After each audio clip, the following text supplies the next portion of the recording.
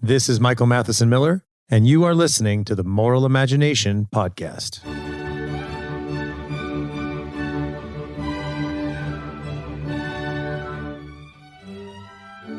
Thank you again for listening to the Moral Imagination Podcast. I'm delighted to have as my guest today Vigen Gurioan. We'll talk about his bio in a second. A couple of just points. First of all, if you like the podcast, please do give it a 5-star review at Apple Podcasts. And also, as I've mentioned before, I have a new newsletter. I send it out maybe once or twice a month. You can subscribe at themoralimagination.com.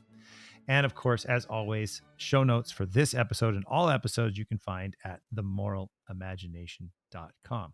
So as I said, I'm delighted to have as my guest today, Professor Vigen Gurioan. He is a professor or a retired professor of theology and ethics at Loyola College in Baltimore at the University of Virginia, has taught at numerous places. He's a senior fellow at the Russell Kirk Center and is the author of a number of books, including the one we're going to talk today, Tending the Heart of Virtue: How Classical Stories Awaken a Child's Moral Imagination.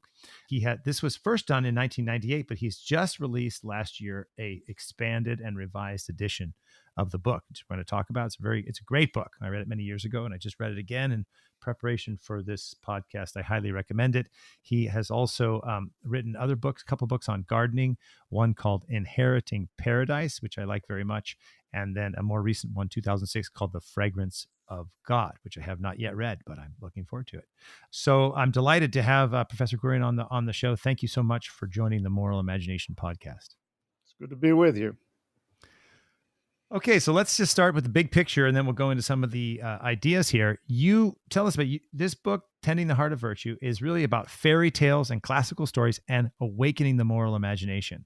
And so why don't you give us the big picture? What was the inspiration to write this book, and why did you think it was needed? And second, why did you think, and also your editors think, that an expanded, revised edition now, about 25 years later, was still relevant and important?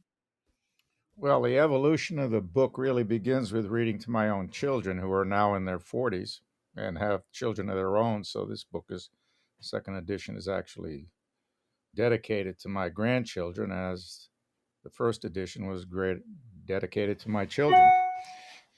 Well, I at the point at which I wasn't able to be reading to them, they were reading on their own, and were not asking me every evening to read to them. I got lonely, and I decided I'd like to teach those stories in the classroom. That was when I was at Loyola College. Of course, retired from UVA a couple of years back, 5 years back now. So I started to teach a course that I call Religion in Children's Literature. And that course I've taught for over 25 years, both at Loyola and Virginia. And it was a very popular course. It wasn't an easy course. I had them writing constantly, but they loved it. In fact, at UVA, the last year I taught it, I limited to 30. There were 150 on the wait list. Wow. Which proves to me that these stories are not just for small children by any stretch. And then, the first edition came out probably 5 years into teaching that course, maybe a little longer. And it sold very well at the start, slowed down in the middle, but never stopped selling. Got translated into Portuguese and most recently Romanian. It's actually, the Portuguese is Brazilians. There's a classical school movement down in Brazil, and some of those folks contacted me, asked to get translated. So, 25 years later, I always thought of doing a second edition. My editor, Cynthia Reed at Oxford, she was the head of religion and philosophy at the time. I promised her I'd do something in the future. So a generation later, I decided what I would do is, instead of writing a second book, I would supplement this one considerably. There's over 120 new pages in it, because the thesis about the moral imagination and how stories can instill the virtues in children was intact in that book. I give it to another generation refreshed. Well, why don't you go over that? What is your main thesis about how children's stories, and fairy tales especially, are so very important for shaping moral imagination? And maybe we could talk briefly about what is or what do you mean by the moral imagination? Obviously, the line comes from the famous Edmund Burke that we've emptied the wardrobe of the immoral imagination. So maybe you could talk about the immoral imagination and then why children's literature is so very important in it. Well, as I said, these stories that are in the book, I mean, they range from the Velveteen Rabbit to Cinderella to the Lewis's Narnia Chronicles to Pinocchio, et cetera, et cetera. All of these stories have been thought to be for children. They're not exclusively for children. I think it was Lewis who said if they're exclusively for children, they're not very good, probably. Right. Right. Now, but in the case of children, I think that children are open to the concrete. They don't go to abstraction the way adults do. And in the concrete, they find symbols. That's where symbols are located. They're not located in abstraction. They're located in the concrete, and they find them. Children have a way of finding symbols that adults have forgotten. In fact, children have a way of using symbolic language inside, and it's inspired by the concrete. Children are driven by narratives. They'll ask you to repeat over and over again. An adult will read it once and say, well, what's the kernel in there that I need to hold on to? I think children in that sense are better listeners, if not better readers, than adults. But so these stories have a particular impact on them. I think because of the concreteness. I would say fairy tales are the most concrete of stories available to children. And we hazard not introducing fairy tales to them. Now, the moral imagination, yes, they find the narrative, but the inspiration they get, it's not just simply the triumph of good over evil. I think the inspiration they get is from the characters that are in these stories, the characters who struggle with good and evil and are victorious in the end, and the example that they set for children in when they hear these stories. So it's the characters that I focus on in the book, although I obviously give you some idea of the narrative. In fact, in some cases, a lot of the narrative. I come back to the characters. There is a character analysis or study there because Mhm. that's where adults can be informed as to the power of these characters in these stories are, the protagonists and the antagonists. And children follow this very closely, more so than we think. I think they have the ability to because they're not distracted by other things, So such like as we what are. you talk about this a bit, like when you were teaching, I think at Loyola, maybe later at University of Virginia, some of your students, like they struggled with metaphor and with symbols. And you talked Yes. about how that they themselves, when they watched children read it, were surprised saying, wow, these fourth graders understand the stories better than we do. I mean, they were kind of Yes, shocked. Can you that talk about was that a little bit? when I brought my class to, I think it was the fourth grade. Was it third or fourth grade class? My daughter's class at St. Paul's School in Baltimore at the time. Yeah, we visited the children. They had read this Pinocchio over a much longer period of time than my class, but when we were all finished, we got together. Yes, and there were conversations that took place. They did posters of certain scenes in Pinocchio, and they even organized themselves and enacted out some of these scenes. But in the process of all of that, my college students, when we were back in the classroom at Loyola, expressed real surprise at the insight that the children had into these stories and realized that in some sense they were blind to this or they were deaf to some of these moments in stories that are really significant insight into Pinocchio's behavior that children are quite familiar with, you see, because they behave a lot like Pinocchio and they know that they're sort of like puppets on string. They themselves are sort of marionettes that are controlled by others, that is, the adults that see after them. And the interest in Pinocchio is much greater in a young child than it is in an adult. Adults can get bored with the Pinocchio. They're scene after scene, episode after episode, and he fails, and then he succeeds, and then he fails, and then that's what children love. Adults don't like that. That's bad to, Mm-hmm. to conduct your life that Why? way. Why? But that's how you Why? learn. That's how you learn. Yeah. Okay.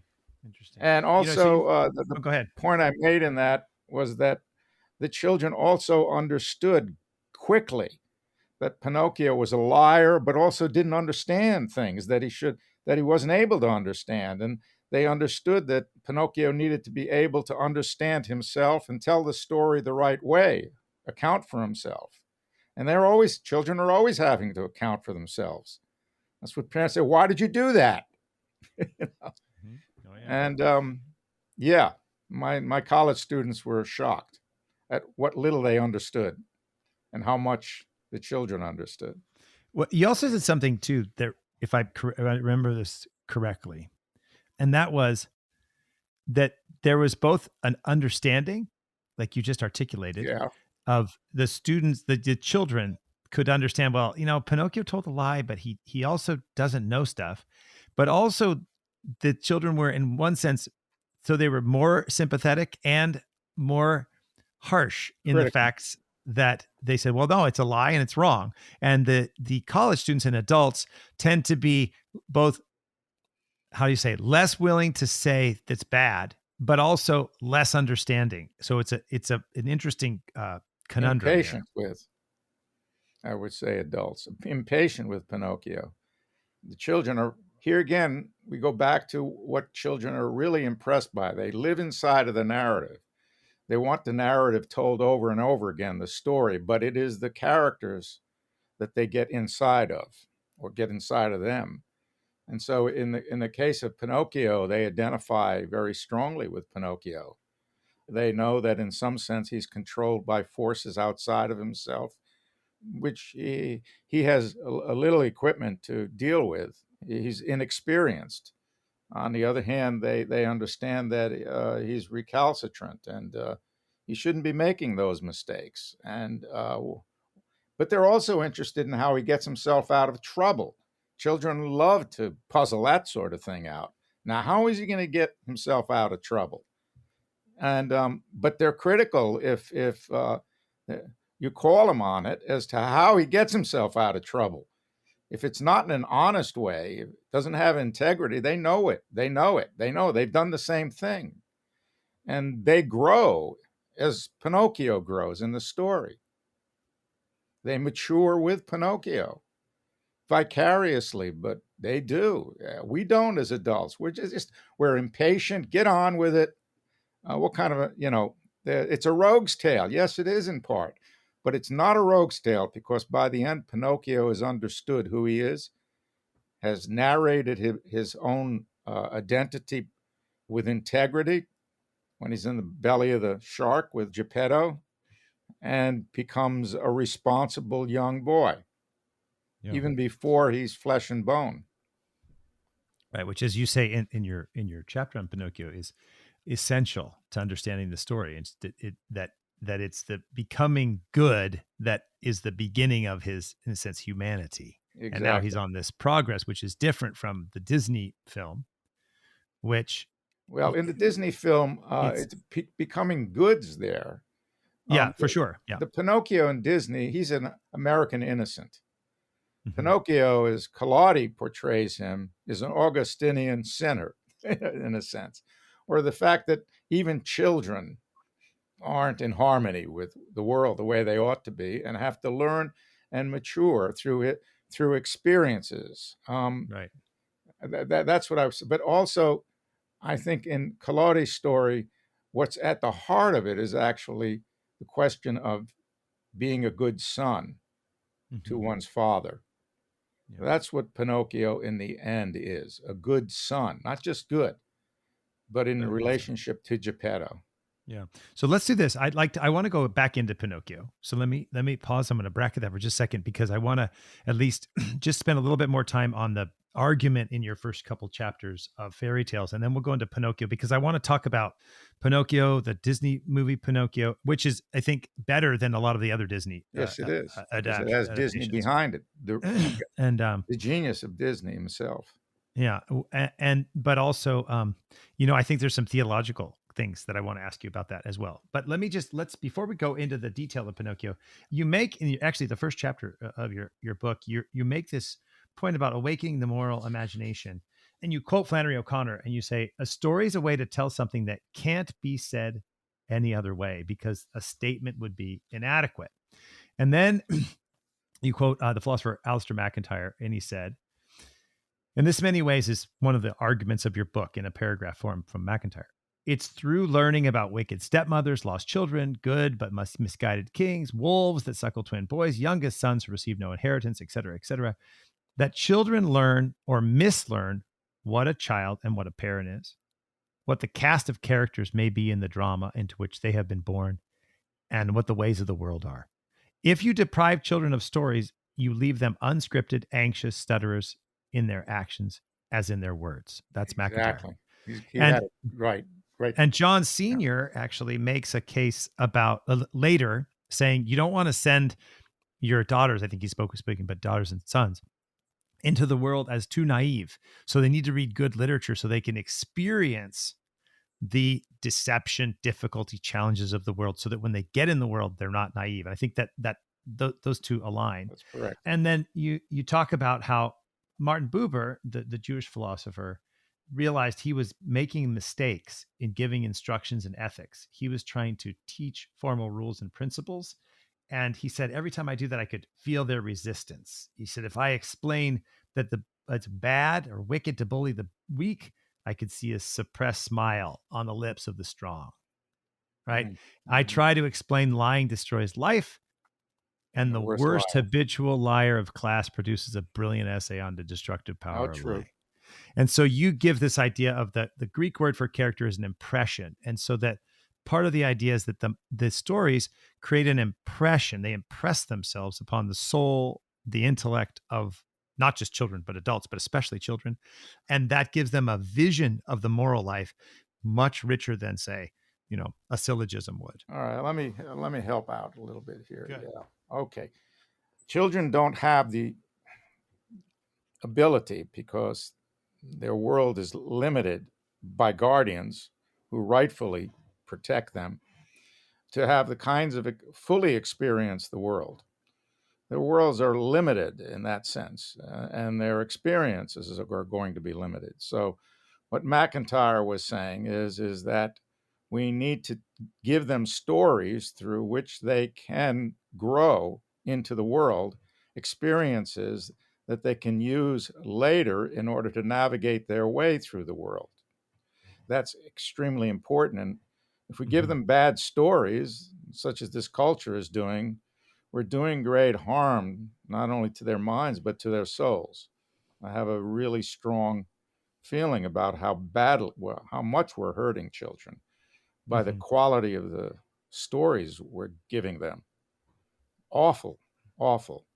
And it's like a bad map, so that when they get in the world, they have a very bad map and they can't navigate complexity. It's an industry now, whether it's in print, but also video. I mean, what Disney produces, the junk that it produces that children consume, apart from its cinema projects, is junk.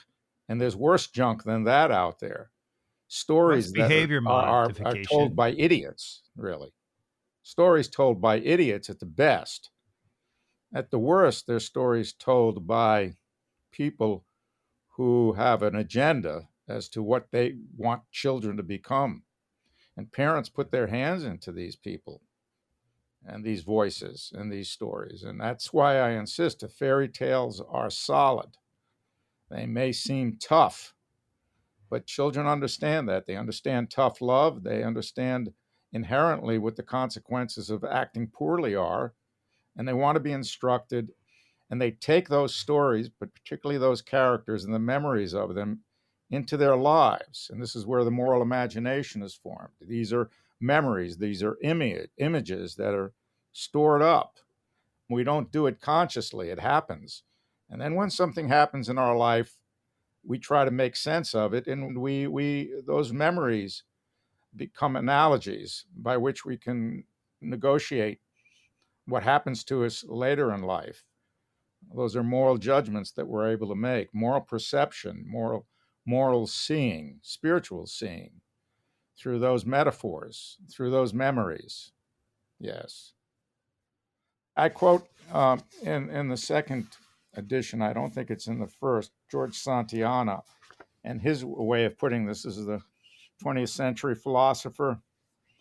Perceptions fall into the brain rather as seeds into a furrowed field or even as sparks into a keg of powder. Each image in turn gives birth to more images, sometimes slowly and subterraneously, sometimes when a passionate train is started with a sudden burst of fancy. So they're there. Mm-hmm. And memories are important for children in their later lives, the right sorts of memories. And toward the end of the Brothers Karamazov, the youngest brother, who has brought together these children that have been sort of at war with themselves in the village, takes them to the grave or the stone that was in memory of one of their colleagues, friends who dies. And he says, Alyosha says to the children, he says, just one good memory in your childhood can be your redemption. And that's very true. One good memory. Yeah, so it's I think very important. I think that was a good articulation that it creates this I liked how you said that and now memories, these ideas, and create memories which create analogies to negotiate the moral They, complexities yeah, they of offer the up future. analogies. Yeah. I mean, it's an exercise, it's what a human being is at his best. We were able to use our memories that way, Yeah. You to say, draw up analogies when we need them in order to guide us in our actions, in our attitudes, perhaps much later than those memories that may have come in childhood, for example. right. This We all connects, do this. We're not conscious of it. I've just thought I've been more conscious of it. I wanted to think about it. yeah. How I think important it it is. relates to C.S. Lewis's Abolition of Man when he talks about the chest, right? So the head Mm-hmm. rules the belly through the chest. And you talk about the heart in the book, but this idea of the chest. So the way I sometimes explain it when I teach this is, do you have the intellect has an idea, right? Yeah. Like, I should be brave, or I should be faithful. And then the belly is like a 500-pound gorilla that has want. I want, it's I want, I want, I want. Mm-hmm. And the intellect says, pardon me, you're not allowed to do that. Actually, the catechism says, no, don't you remember paragraph, whatever. And of course, the gorilla just crushes it. I want. But it's the chest of Lewis's articulation, the tripartite, that with nobility and attachment to the hearth and these memories, these analogies, these ideas, these inspirations, the impressions that help us overcome that temptation and, in a sense, align with our reason. And I think in that sense, it's not just our personal experiences, but the good stories of our youth Yes. that also serve that chest. Just as McIntyre says, you're not going to have little children experience, or you hope not, the horrid, deep, terrible experience of the world. They have to, you want them to experience it through fairy tales. So too, you want to experience this nobility to prepare them for the future. Yes. Correct. Yeah. Yep. That's what it's about. And most of these memories that come up to consciousness in our lives, we don't draw them up quite consciously at all. They emerge, and we use them in order to navigate our way through problems, issues that arise, confrontations, moments where we need to be receptive to the needs of others and so forth. Great. And another point you mentioned, that the moral imagination, you say, is not a thing, not even a faculty. as the very process by which the self makes metaphors out of images given by experience and then employs these metaphors to find and suppose moral correspondence in experience. The Yes. moral imagination is active for well or ill, strong or weak, every moment of our lives, in our sleep as well as when we're awake. And they're like, Absolutely. Aristotle talks about this too, right? Like, and Thomas Yes. Aquinas, that like Yes. our sleep, but it needs nurture and proper exercise. Otherwise, it will atrophy like a muscle that is not used. The richness or poverty of the moral imagination depends on the richness or poverty of experience. And of course, young people can't have that experience, as you point out. So they need good stories. Yeah. That's exactly it. Yeah. Most people do ethics through stories. They don't bring out principles to negotiate an issue with. So if you're sitting in a train or a bus or just in a cafe somewhere, people will tell stories back and forth, but they're actually moralizing or doing ethics in their own way. They're making judgments. Sometimes it's mere gossip, but sometimes it's very important to their lives, and that's how they do it, with stories. Right, right. When you teach ethics in the classroom at the university, so often that human behavior is left behind, but you're dealing with human beings who are themselves going to negotiate these issues in their lives through stories. That's why I introduced so much literature, even poetry, into my ethics courses. Right. Filled it with them.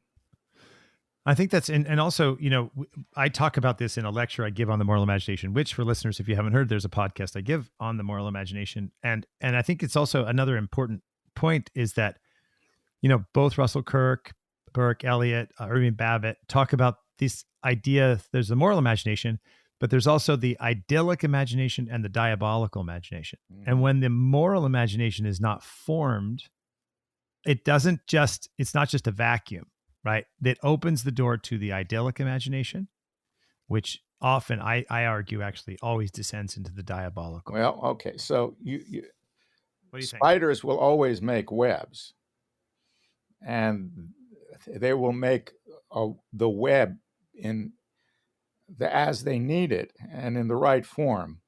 The imagination is with us all the time, and the formation of it, but it can be deformed. So the exercise of imagination can be self-destructive in the human individual. That's the difference between a human being and a spider. We're going to use our imaginations, but what kind of imagination do we have? And there are different forms of imagination that are, and some of them are incredibly destructive. I add to that cast of characters the idolatrous imagination, which is everywhere in our culture now. I mean, the very notion that we've taken the word icon, which has a religious meaning, and turned it into and to distinguish an icon from an idol, shall we say? But we speak of our stars. There's another one as icons, but they're really Right. idols. They're Yes. Yes. Well, why misnamed. don't you explain the difference? Can you explain the difference?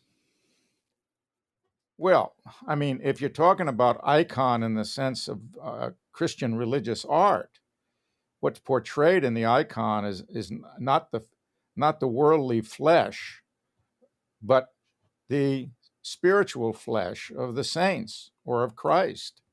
It is an image into which we enter to be elevated, to be transfigured, to be perfected.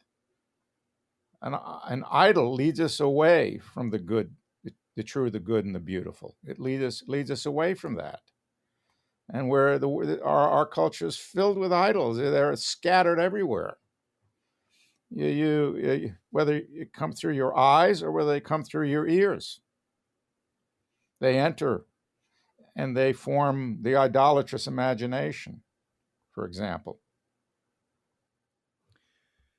So let's maybe I want to get into like the stories, but maybe one more thing. You've mentioned this a couple times, so maybe this is a good time to address it. Is that um, the problem in this? I think is related to why you reissued the book. Is that there's a lot of children's literature out there, but a lot of it is actually very harmful. It's the combination of like either idyllic imagination, which is this idea almost that you can, it's like create heaven on earth, you can establish these Exactly. incredible things, but as I explained, it often then when it fails, because it always fails, the Tower of Babel fails, it then descends into the diabolical imagination, which is a Diabolical. destructive. And so the idolatrous, I'm assuming you're going to argue, would also go, either it's going to be reformed into the moral imagination or it's going to descend into the diabolical. Maybe not. You can tell me if you think that or not. And then, but what would be some examples of some children's literature today? So you've argued, and we're going to talk about like, and by the way, for listeners, I will put a list of books in the show notes that you can to see some of the books that Professor Gurioan recommends. So obviously Pinocchio, you talk about Hans Christian Andersen, George McDonald, C.S. Lewis books, of course, The Grimms. Yeah. Grimm's fairy tales, all the fairy tales, like Yeah. maybe the Kenneth Blue Fairy. Graham's The Wind in the Willows, Right. Yep. etc. Yeah, exactly. And I'll put a list of those and we can talk about some of them. Charlotte's Web. Yeah. But what books today that are very popular in children's literature do you think are problems? You have to understand that I'm not raising small children, so I don't go to the library looking for books to give to my children. What I can say is this, that the fairy tales have been Baudelarized, and virtually any picture book you get of a fairy tale, a classic fairy tale, has been reduced considerably, and in some sense, they're honest enough to say they're rewritten. Right. If they want to name it, what I object to most of all is they give the same name to what they've retold. They ought to name it something else, but they couldn't sell it otherwise. So there are So a what's lot an of example? bad. Oh, the worst has to be The Ugly Duckling, which I discuss under the topic of the triumph of beauty in Mm-hmm. the second edition. Yep. That's a beautiful chapter. Yep. Inevitably, The Ugly Duckling is rewritten by following a prejudice or an opinion about what that story is really about. And what most people conclude is it's about bullying or being the disenfranchised. And that has purchase. I don't question it. But if that's all you see when you attempt to retell that story, you eliminate episodes in the Ugly Duckling, which lead us to a different conclusion, another conclusion about the story, which is that the love of beauty makes one beautiful. And every version of the Ugly Duckling that I've seen in the bookstores and in the libraries eliminates one particular episode, which I talked to, which gives us a suggestion as to why the Ugly Duckling is not merely a victim, but a victor. Right.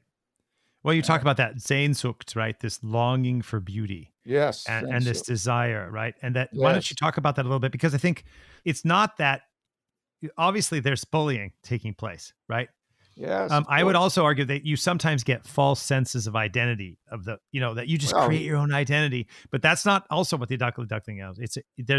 He has if you put it in this, there's an essential structure of his swanness that he hasn't realized, that's right. right? But his love of beauty and other things and all these experiences open him up to actually become who he actually is, not this false sense of identity that somehow you've To got this secret identify self inside of you. to identify with the swans that he sees, not once but twice. Yep. And in every version I've seen of the Ugly Duckling, not just in picture books, but many times in collections, only one of those incidents occurs. And that's at the end of the story. But if you eliminate the first incident, you don't realize what has drawn the Ugly Duckling to these swans so that he flies toward them or moves toward them at the end of the story. And it's beauty, it's the beauty of the swans. The wonderful thing that Anderson does is he makes uh, the story is a story of transformation, but it's not the usual magic of the fairy tales, the Frog Prince, for example, or Beauty and the Beast. And yet we feel this same sense of elevation and joy for the ugly duckling that we do for those other characters. It's a trick that he plays on us. It's a wonderful trick. But you won't understand that unless you read the whole story. And that's the problem. It's his love of beauty. It's his nobility. His nobility is not to be a victim.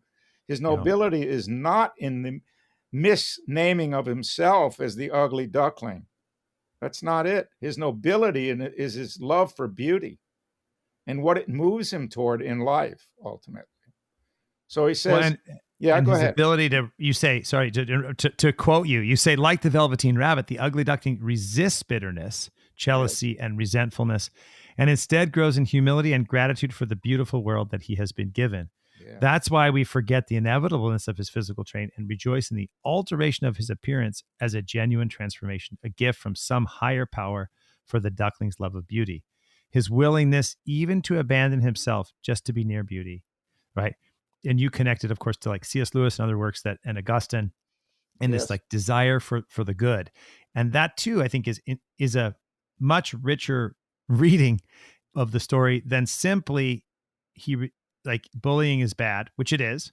Also, like false senses of identity that, as I said before, like your real self is somehow hidden inside of you. I think it's Anthony Daniels. Theodore Dalrymple says, we always talk about our real self is only the good things we do, not like I was obnoxious and difficult. That's also my real self, but also this false notions of identity that somehow and what the book is doing is something much richer than that, and that gets missed by this kind of banal limitations, or again, almost transhumanist false senses of liberation and identity. What do you think? Yeah, well, the ugly duckling adopts this name for himself that's debilitating, but it doesn't overcome him. He holds on to himself sufficiently so that he makes the right sort of decision and is led to the swans ultimately, whom he views as extraordinarily beautiful, has no notion that he's one of them until he is transformed by genetics into a beautiful white swan. But the point is that his own agent, he is not defeated. He is not a victim. To think of him as a victim is false. He triumphs.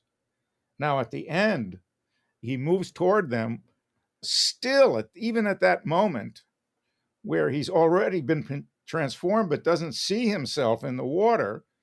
He moves toward them and he says, they can kill me if they like. He wants to be with them. He wants to join them. Now, Jack Zipes, who's written on fairy tales and translated the Grimms, which is a good translation, by the way, I use it, says that the ugly duckling wants to kill himself. This is absurd. He will give himself over to beauty even if it means his own end.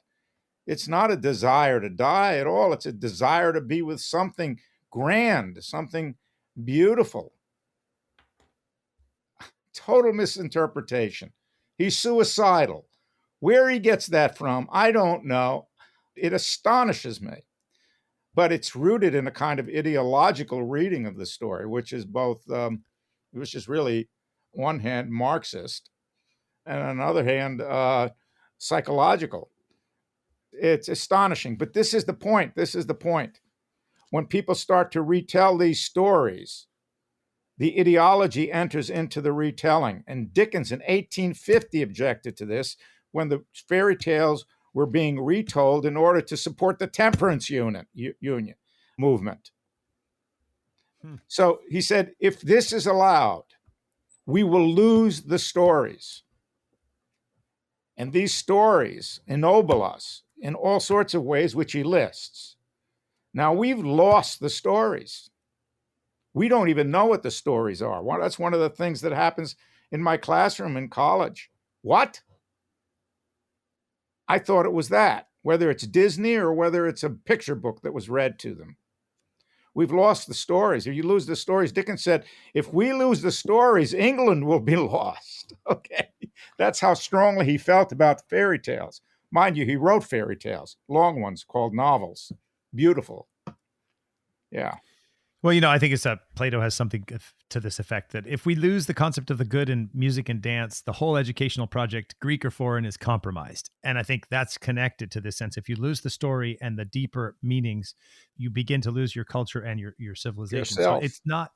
and yourself. And it's not, as it were, it's not, I mean, it sounds like, a big statement, but it really does connect. If your argument is right, it does connect to the moral imagination and then an understanding of how to live in the world of good, evil, and complexity, and how to do What that. do you learn from the ugly duckling? You don't learn that he is suicidal. No. What you learn from the ugly duckling is that he has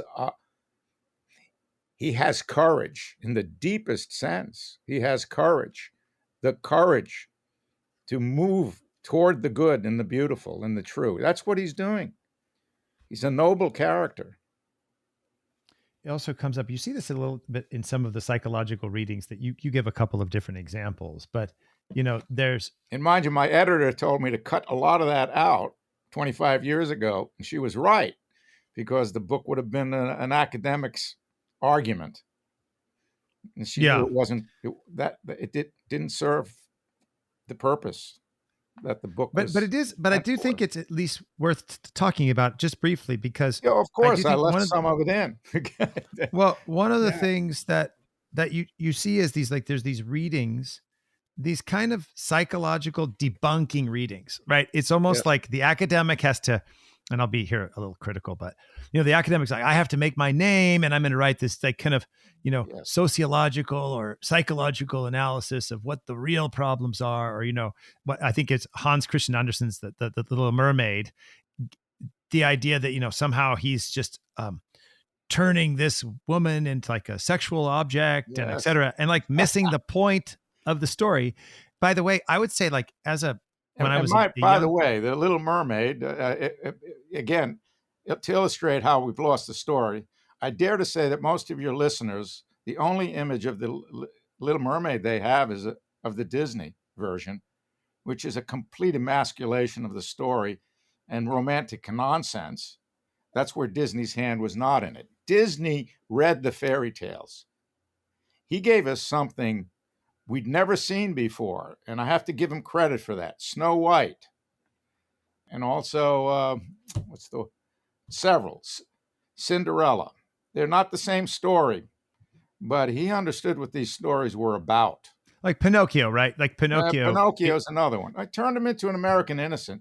I'm forgiving of this, maybe more so than I ought to be, but I know that he created something new and beautiful. And boy, the technology is not as good as those guys drawing those images. Whereas the Little Mermaid, right, it loses the whole point of the story. Oh, that's a totally emasculation of the story. But I would say you brought up the Little Mermaid, and how many people have read the Little Mermaid, the whole of it? Well, and I think as you explain, not only is the psychological kind of critique boring and just that kind of an approach at debunking, but it misses the whole point of sacrifice, what sacrifice is. Exactly. And how she offers herself up. Like, she's tempted, right? The sisters and the witch are in league at the end. And they say, listen, just kill him and you get your 300 years back. And she won't do it. In not doing that, she's actually lifted up. Again, this goes and raised. Yeah, she's ennobled, or she's raised up. And there's something in this core of many of these stories that unless you die to yourself, exactly, right, you will have the Little Mermaid and the Ugly Duckling are perfect examples of that, really, because they take the initiative. They're not passive. They're not passive victims or anything like that. Yeah. Another thing that I think is also interesting, and this is actually not in your book, but it's in Mitchell Kalpagian's book called The Mysteries of Life in Children's Literature. I know him well. I like very much. What a character. Yeah. and he does something. He also explains something else that fairy tales do, which I always thought was very helpful, and I use it in my talks on the moral imagination. Is that he makes attention to be like one example is fairy tales teach you the difference between good wishes and bad wishes. And so Yes. Cinderella has a good wish. The fisherman's wife who just wants to be wealthy has a bad wish. And how good wishes, again, have that ennobling element that raise you to a higher level of being, whereas bad wishes, which are just about your greed, actually end up destroying you.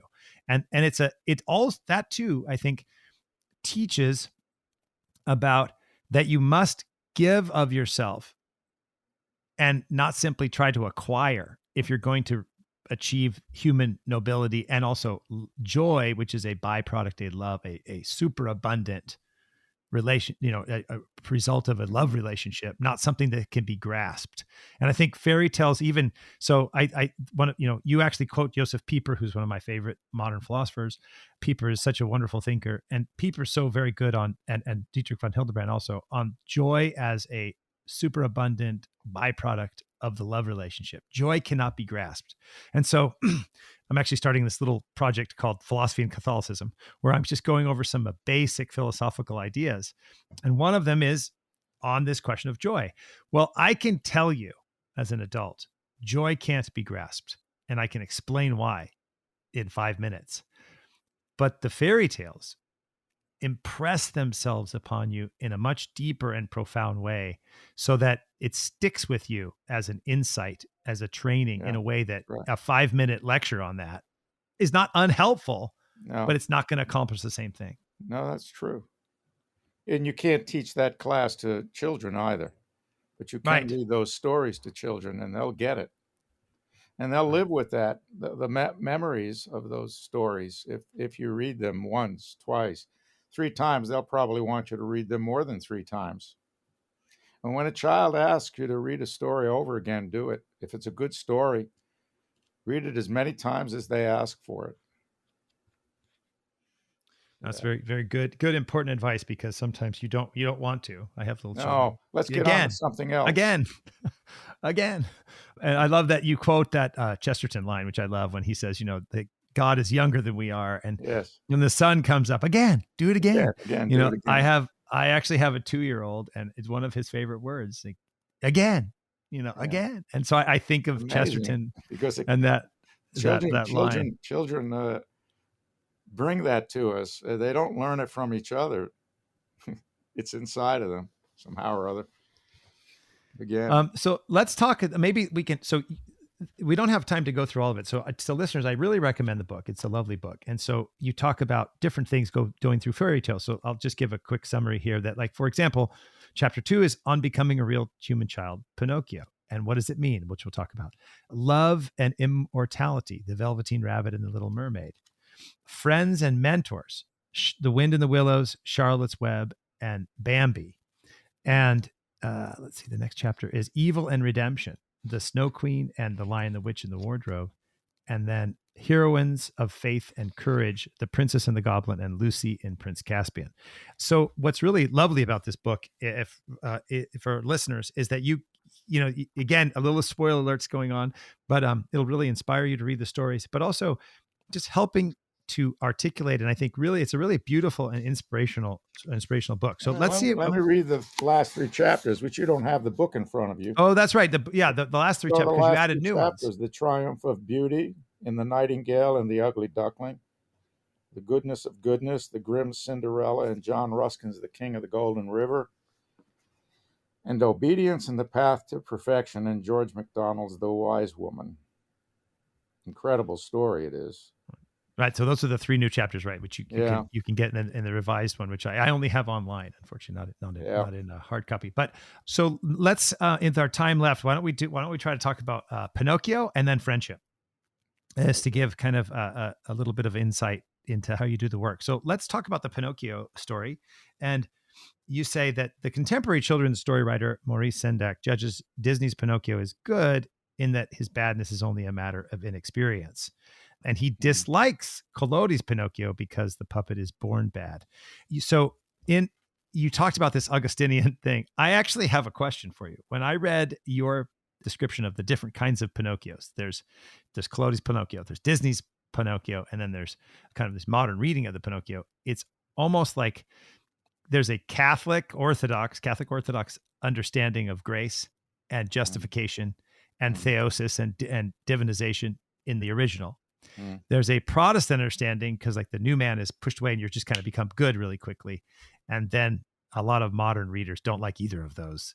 They have, I'm not sure how I articulated it, but I don't know if it's not so much a transhumanist, but it's really like there's a rejection of any types of a sense of evil. But I think clearly you could see that the Disney one, maybe it's American Innocent. I thought of it as a Protestant idea of justification versus the old one.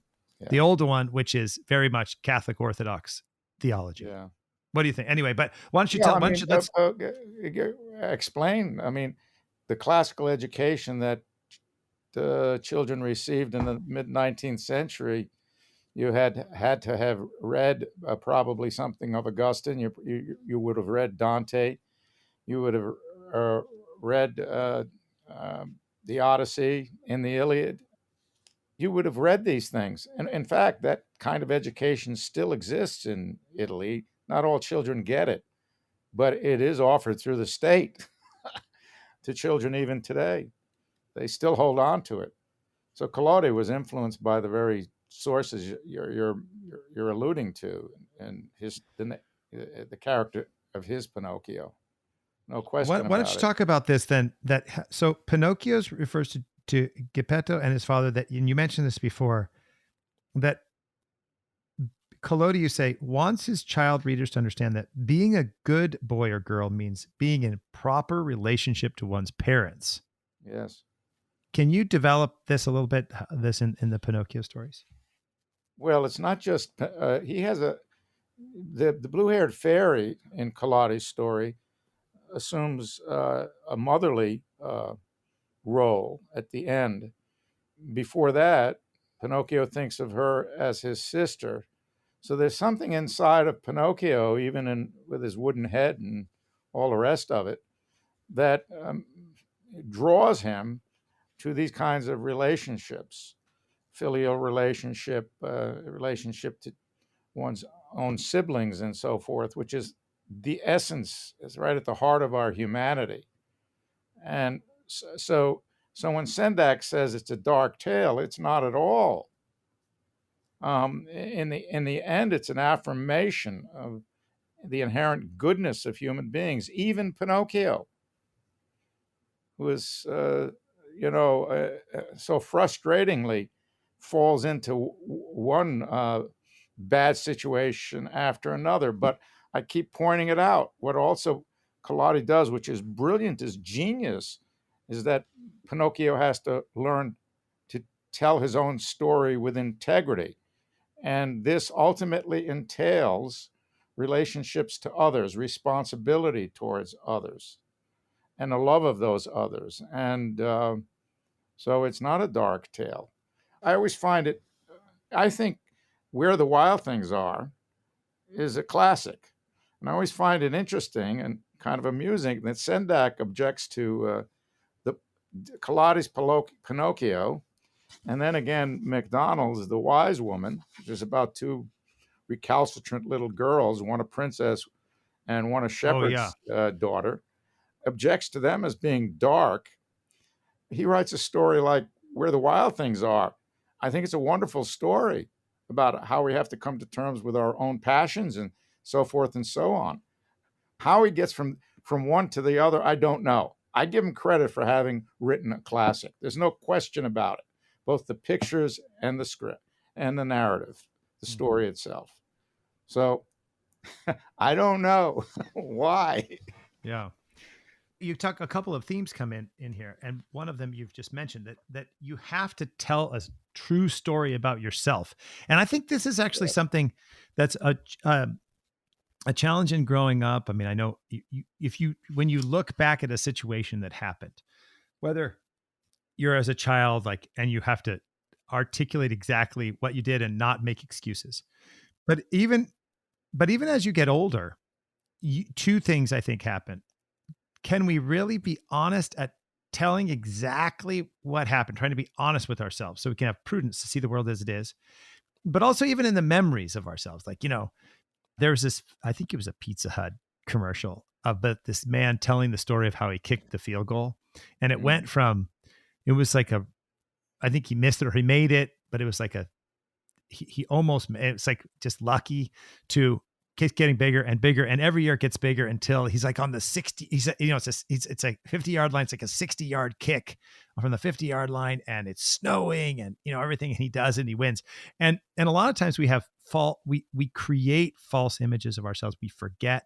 And I think that this idea of remembrance and clarity, Well, look, where he has to if tell the we cannot truth. narrate our own lives truthfully and accurately in some sense, the narrative Right. brings together a unity. That's what a good story is. It has a unity to it. If we can't find a unity in our own life, we live rogue's tales. We live as a rogue's tale, one incident after another. And Pinocchio is in jeopardy of that, as each and every one of us is. There again, that's the power of stories. The power of story is to bring to light what a story, the satisfaction in story, the meaning in story. And the same needs to hold true in our own lives. Well, you say here too that it also, in Geppetto, that Pinocchio doesn't just himself, but he saves his father, Mm-hmm. right? And then he says to Yep. his father is despairing of ever escaping. But Pinocchio has gone through this, he says, death and redeeming hand of a loving and forgiving providence. So he says to his father, give it a try and you'll see. In any case, if it's written in heaven that we must die, at least we'll have the great consolation of dying clasped together. Quote unquote. And you said, Joseph Pieper writes, every brave deed draws sustenance from preparedness for death as from the deepest root. And he talks about how to be brave is not the same thing to have no fear. Right. And you go Right. on with quoting Pieper. Yeah. But I think that it's the relationship, the proper, maybe you could talk about this, explain this a little bit. So there's a proper relationship of Pinocchio to his father, but in that proper relationship, there's the father too develops. Could you talk about that? Yes, I think that's right. I didn't emphasize that probably enough, but Geppetto goes out seeking his son, even as his son is going out seeking his father, as Telemachus does in the Odyssey. I think by virtue of his own suffering and near death in the belly of the shark, we call it a whale, he comes to some understanding of what the needs of his son really are, because in the beginning, he's impatient with Pinocchio and he's put in jail. Why is he put in jail? He's not a threat to his own son, but maybe it's a metaphor of sorts. Yeah, parents who don't have enough compassion and understanding and enough patience with their children ought to be put in jail. And he has to learn, much as Pinocchio has to learn. That's true. Yeah, there's a lot with Pinocchio, and I know we're about out of time, but maybe just the last thing we could talk about is that I think is also really important is you talk about friendship on your chapter on The Wind in the Willows, Charlotte's Web, and Bambi, Yes. and you break down three kinds of, well, two, Friendship. but it's three kinds of friendship. So one is the friendship of equality, where Mole, through his friendship with Rat and Badger, everybody, he becomes So, this, and Toad, exactly, and he good old Toad, and he begins to flourish. And yeah. you have this lovely quote with like meaning. Aristotle says of friendship, Aristotle says it helps the young to keep from error, it aids activities that are failing from weakness, those in the prime of life it stimulates to noble actions, where two going together, for with friends men are more able to think and act. And so you have this importance for friendship. And then in Charlotte's Web and in Bambi, the idea of the mentor, and two Yeah. kinds of mentors, the kind of motherly loving mentor, and then the stag who's like a monk. He's alone, he has to learn to be alone. And I think this is a beautiful section of friendship. Maybe we could end just talking about perhaps a surprising element of what fairy tales do, and these classic stories, is they affirm the importance of friendship and teach friendship and the value of friendship. Because we see in the United States and the Western world increasing loneliness, People are alone. People Mhm, mhm. are and into their devices or into their like disembedded experiences. They're smaller families, so people really feel lonely. And there's a lot of data on this. The lonely American an element, but friendship is so important. And fairy tales stress the important friendship. But do they also teach us how to be a better friend? Yeah, well, they do, but you're right about the culture. 25 years ago, I didn't see it as much as I do now, and I didn't change this. I didn't attempt to rewrite any of those chapters. I edited them where I thought where they needed editing, but so I didn't add that. But yeah, friendship is in jeopardy in our culture because we sit in front of a screen, for example, and children do, and get used to it. My God. But there are other reasons why friendship among children diminishes, I think. Actually, I think the organization of play so that it's no longer play is another reason why children maybe are deprived of deep friendships where they might have them if they were just let alone to organize their own games, to imagine what they want to imagine. And hail the soccer moms. My daughter is one, but this can get out of hand, and I think it has. We're orchestrating their lives. We're not allowing them to live them among them with their peers in a way that I think is very important for children. It's the same thing for adults. Now, the culture itself is not friendly to friendship, anyhow. We could go into that. But I wanted to talk about mentors. Well, I know that the mentor is in jeopardy. When you assign a mentor to somebody, or the mentee isn't able to choose the mentor, then the meaning of mentor is lost.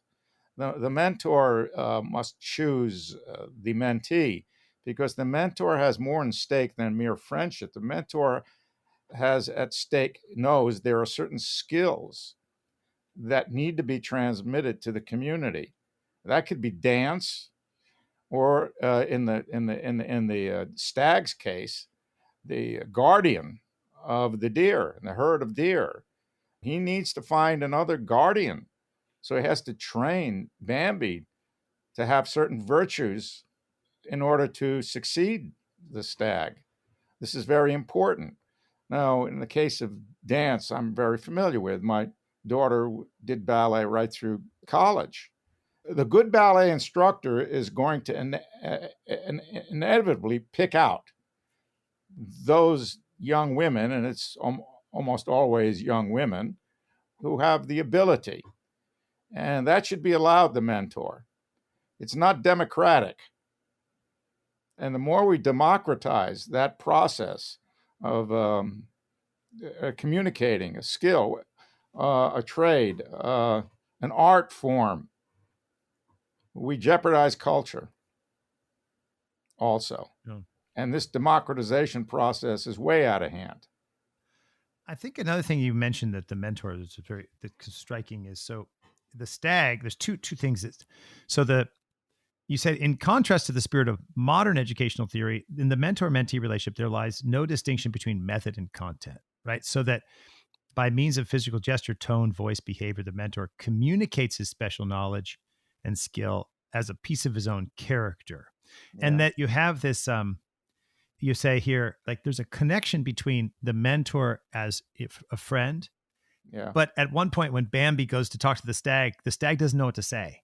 And that there's a risk in the mentor. Sometimes always like the mentor is the perfect wise one who knows everything, but there's actually a risk. He's like, I didn't know what to say. So he just walked away. And it's hard to know exactly what to do. It's hard to be a mentor. You're putting yourself at risk. And then yes, you there's the do. second part is You that, or can't the you third part, I can't guess, is, afford friendship with Bambi. You can't afford to be a yeah. friend to Bambi in the way that that particular encounter beckons him perhaps to be. He knows he can't do that.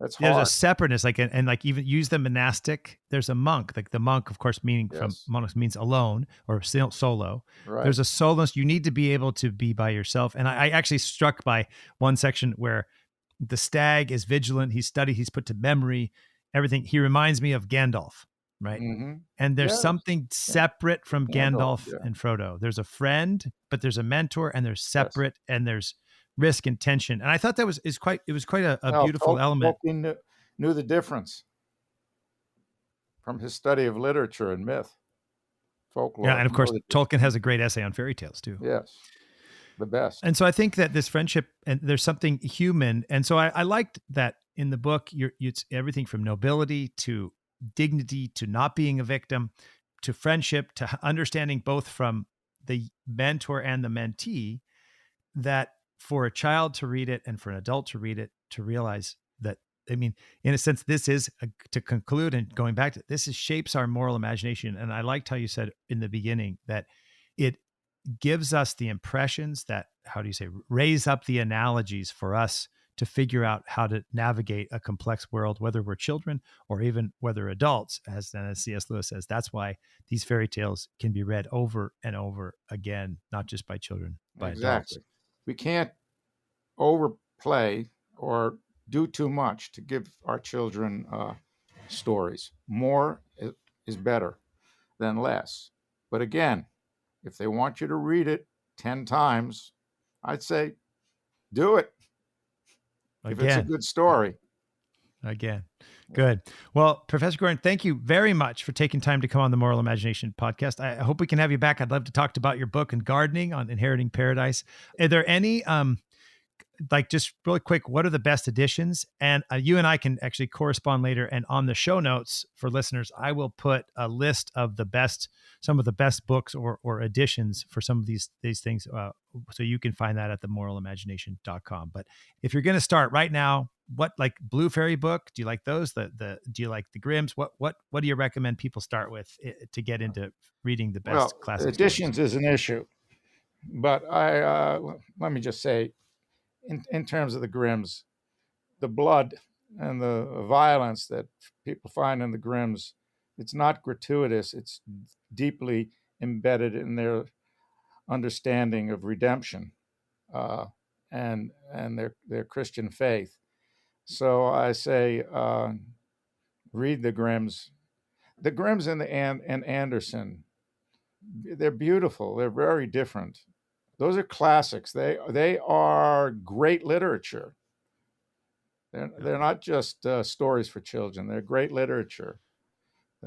The thing you have to do is find the stories in their integrity. And in my book, I've mentioned several collected volumes that are useful. But the problem is that there are no pictures.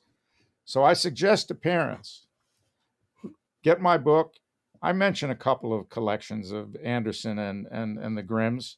Read out of those the fullness of those stories and use a picture book to show pictures if that's how you've got to do it. Yeah, that's good advice. Use the artist to enable you to keep the attention of children, but read the whole story. And one of my favorites, by the way, is Madame Beaumont, I think, is the writer of The Beauty and the Beast. I love that version. It's very beautiful. It's one of my favorites. And it really, and you talk about Beauty and the Beast in the book. That's probably my favorite fairy tale. It's such a powerful and beautiful story. So good. I do talk about it. Yeah. All right. Well, thank you very much. Right, hope to have you back. And I really appreciate and thank you all for listening to the Moral Imagination podcast. Again, you can find show notes at themoralimagination.com.